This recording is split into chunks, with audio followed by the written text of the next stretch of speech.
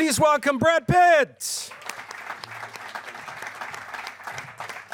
Wir machen weiter mit einem weiteren Superstar. Please welcome Leonardo DiCaprio.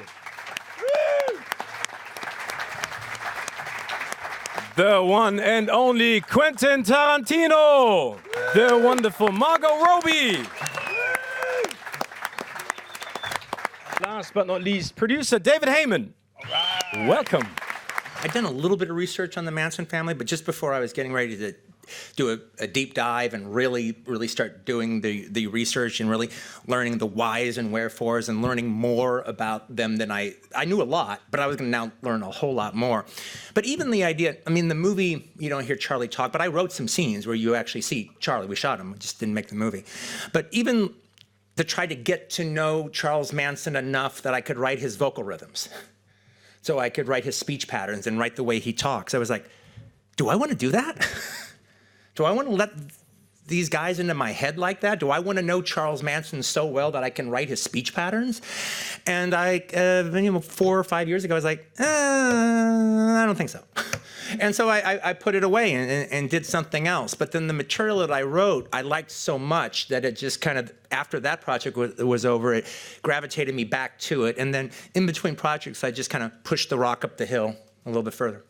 Well, it's a lot about his growing up and his memories of being a child in Hollywood and driving around Los Angeles. And when you see the marquees in the theaters, I mean, those are things that were actually there. And when he was a kid, those were there. And the radio, which is a backdrop, KHJ, are also part of his memories of driving around Hollywood and listening to the sounds of KHJ. Well, I think nobody else could make this film but Quentin. You know, it's got his singular voice.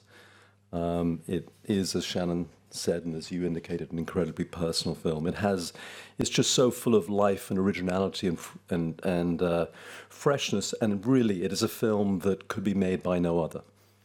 You feel that in every frame. You know, Quentin brings such enthusiasm to making films, and it's a great pleasure to work on his films because of that. And you can see that enthusiasm in every frame of this film.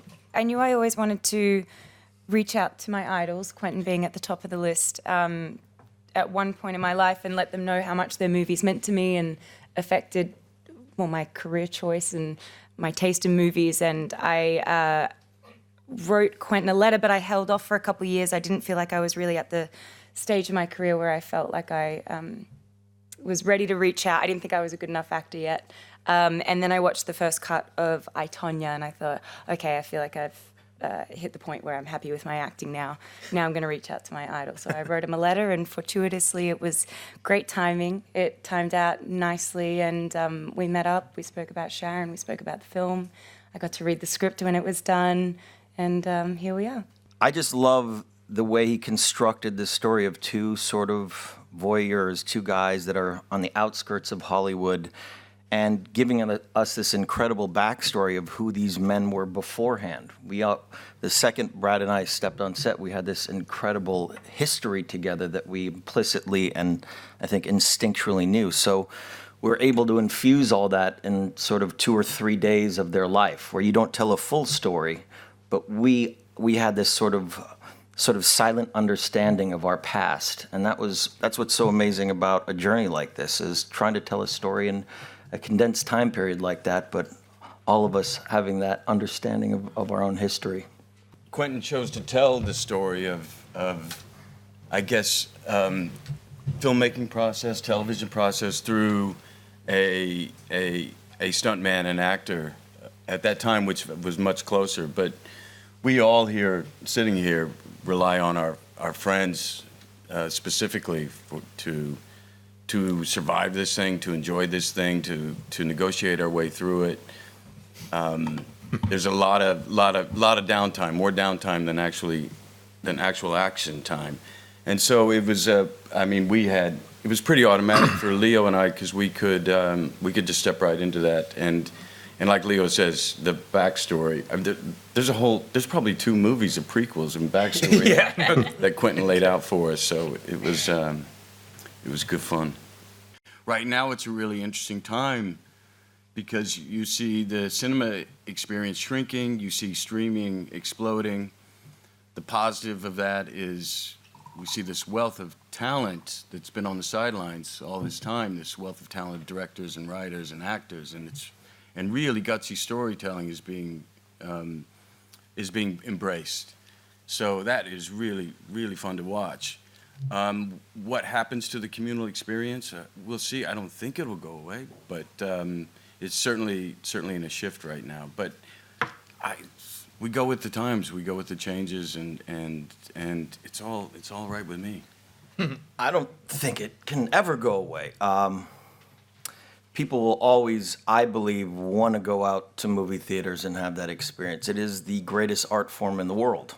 I'm honored to be a part of it. And as Brad mentioned, you know, we're entering an era where we're inundated with not only content and information, but new, amazing, you know, stories are being told. The format of which remains to be seen, whether the 2-hour, 3-hour format will stay intact or whether things are going to be 7-part series because, you know, there's so much content. But I don't think we're ever going to lose that communal experience of being able to go out to a theater together and feel the energy of a movie we're excited about. And that's why this movie was so incredible and awesome, and I'm honored to be a part of, because it's a big budget, fantastic art film, and that we may see a lot less of.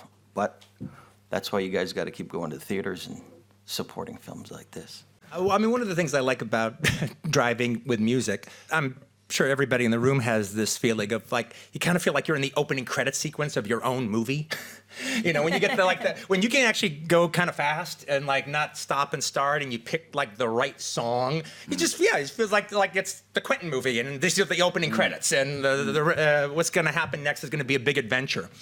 And so I wouldn't say that this is like my favorite song for that, but a song that works really well because they used it that way in the movie was Blondie's "Call Me."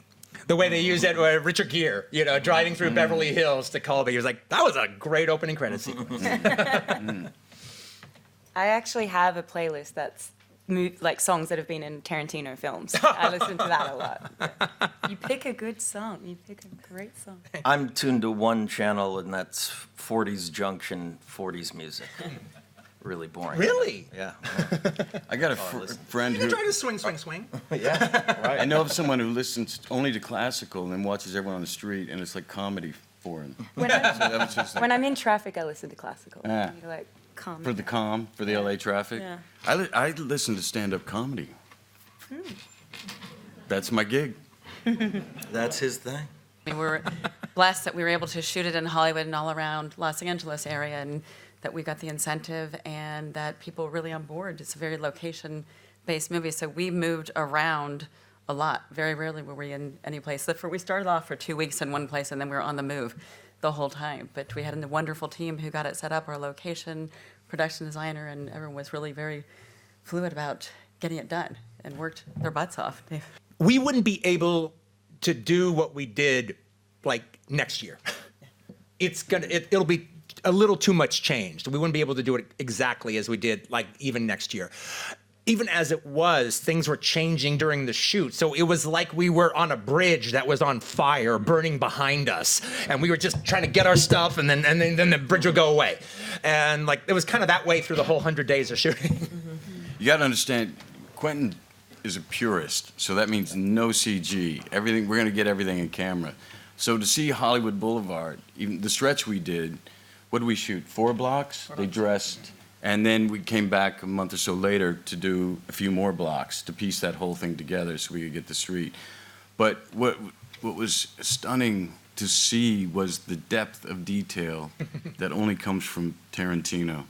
And that is like not just the bus stop benches were ads from that time, but then even in the store windows, things that you'll never see, the pamphlets of some radio show of that time or books of that time. It was that deep in detail, and we just go whizzing by. But it was really pretty special to see Hollywood Boulevard transform that way. I mean, it's funny because you do a Western, you're making a period film, but for some reason, I mean, I know it's a period film compared to if I was making a movie that takes place today, but you know, you go to a Western town, it just doesn't seem, it didn't seem as much of a, it just seems controlled in a strange way, where this is close enough to our time, but it's also incredibly different. And so it creates a different kind of detail. I got to say, one of the things, after doing a 40s World War II movie and 2 Westerns back to back, the fact that I could just have a character turn on the radio and just enjoy a song for 10 minutes was just, it was almost orgasmic for me. I couldn't, it was just so much fun. Oh my God, I can turn the radio on again. They can listen to records again. I can have rock and roll in my movies again. It's been a decade since I've had rock and roll in my movies. Unless I did it anachronistically, which I did. You know, so the fact that characters could just like Godardian groove to records was fantastic. I just kind of so I kind of worked on the film in between projects, and I just kind of thought that was just kind of the way it was going to be. And then after, and I thought maybe this might be my last movie, but then I started writing at this time, and then like, oh hey, the horses just ran away. All right, so I was I guess I'm going to finish it. Sergio Leone is kind of the father of what I would call modern movies. Both his use of the way he used music, but even more importantly, the way he put it together and then cut to music. That was not really done before.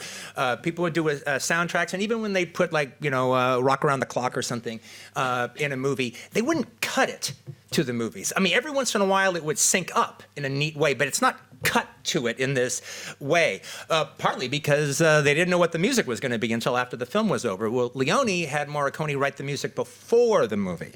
But also, the other thing about Leone is I like the idea that you know, him and a lot of the spaghetti Western guys, they started out as film critics, very similar to the way that the French New Wave did. And no one really loved movies more than those guys.